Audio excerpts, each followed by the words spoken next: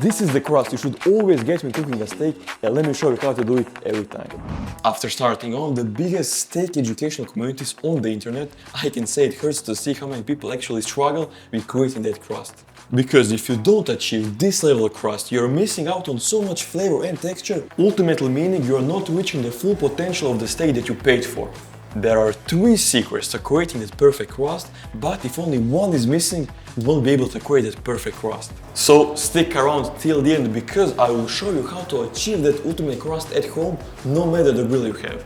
And even Gordon Ramsay will be jealous of your crust. Let's start with a crucial element, which is having the right steak. I'm here using an amazing 40 days dry-aged tomahawk steak from a grain-finished 24-month-old Simmental heifer. A heifer is a female cow that has never given birth, which is actually the highest quality of beef you can get. Wow, love the smell of dry steaks. One thing you should avoid is thin steaks. Why? Because the thinner the steak, the less time we have to create that crust before overcooking it. So optimally, you want steaks at least 2 to 3 fingers thick. Another thing that no one talks about is that the thicker the steak, the heavier it is, meaning more contact with the grill or pan, which you'll later see is crucial. This is my secret but simple formula for the perfect crust. Dry surface plus high heat plus proper equipment equals the perfect crust. As long as you use the right steak and master this formula, you will always achieve the perfect crust on your steak. Let me show you this formula in action and explain each step as I cook this steak so you can really understand it. Let's start with the first element, dry surface. The first thing you should do is always dry your steak surface with paper towels. This is very important because moisture is your biggest enemy when it comes to crust formation. You need to make sure it is as dry as possible because the more moisture a steak has, the longer it will take to create that crust. Because the moisture must first evaporate before the crust starts to form. So, if this is true, what can we do to help achieve a dry surface? We can dry brine our steaks. This means salting your steak evenly and placing it on a cooling rack in the fridge overnight. And pro tip, don't do this for more than 16 hours, especially if you have a thin steak, because then it becomes challenging to achieve that edge-to-edge medium rare finish. And by the way, if you also want to see my approach with how to get the perfect crust in a pan, let me know in the comments and I will do it. Okay, now we have a great steak and a dry surface. But here's the thing, you can have the dry surface and the thickest steak, but without high heat, you won't be able to achieve perfect crust. There's no crust without high heat. The crust forms through the Maillard reaction, which is basically the caramelization of sugars in proteins.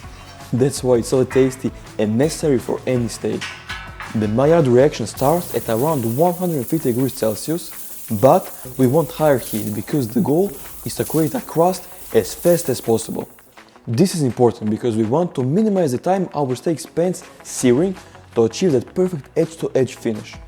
And finally, to get that perfect and fast sear, we need our third element, which is the proper equipment. I'm using my custom-made grill, where the grill grates are thicker and closer together, making the process of creating that crust faster. You can ultimately achieve this crust on any grill as long as you properly manage the distance between the grill grates and the charcoal while maintaining high heat with the charcoal. Listen to that crunch, this is what you need to hear. As you can see, whole crusted surface.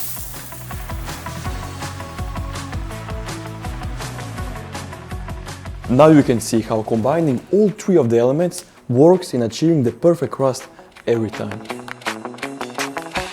Again, a thicker steak will definitely help you.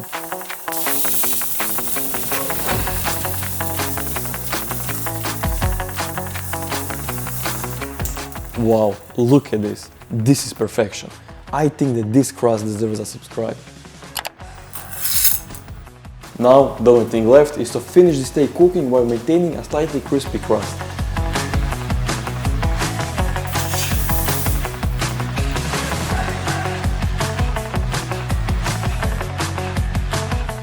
Let's see the results. First, crunch test.